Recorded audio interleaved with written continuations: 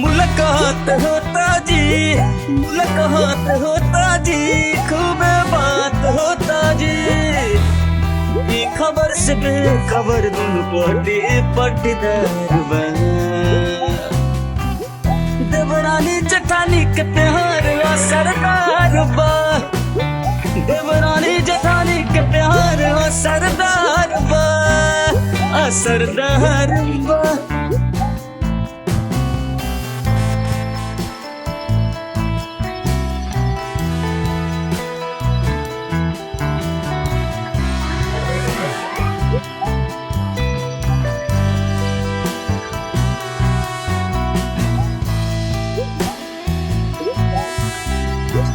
दोनों में खूब चलल बा, दुश्मन से दोस्ती बढ़ल बा।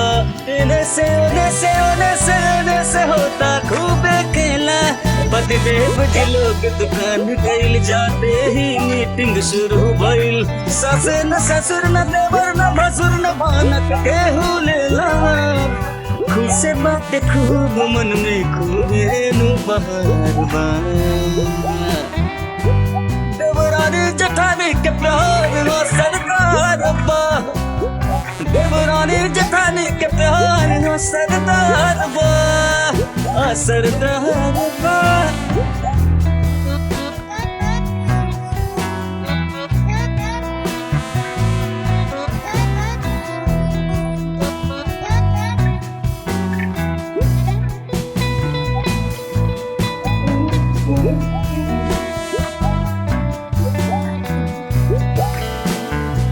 घर भर से नजर बचा के हो, लमेल मिलाप दबा के हो।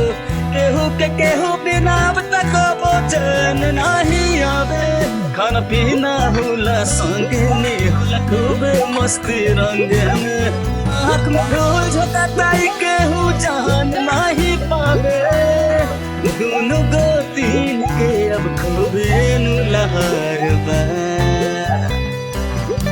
देवरानी जेठानी के प्यार आ सरदार बा।